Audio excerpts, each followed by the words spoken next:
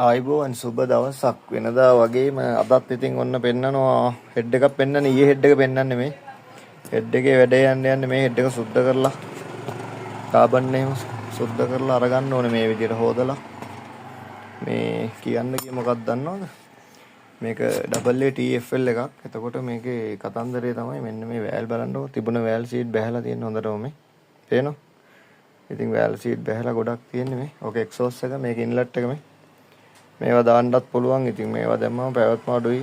ගෙවිලා තියෙන සීට් එක ගොඩක් බැහැලා. FL එකේ ආවා හීනි වෑල් මහත වෑල් කියලා. මේකේ හීනි වෑල් තියෙන්නේ.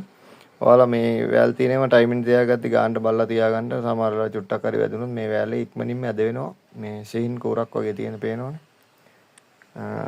එතකොට අලුත් වෑල් දෙකක් දාලා වැඩේ කරන්නයි යන්නේ. පේනවනේ. රයිට්. එතකොට තව දෙයක් කියන්න ඕනේ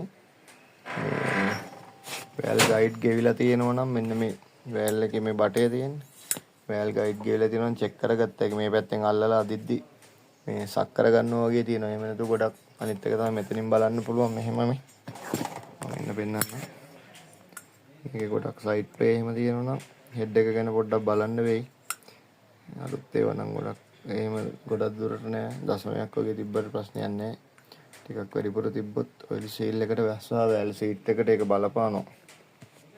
බස් අයගේ page එක follow කරන් යන්න. YouTube එක subscribe කරන්න.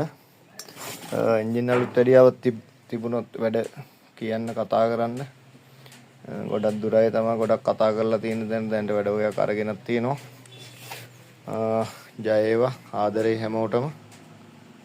එහෙනම් වීඩියෝ එකක් දෙන්නම්.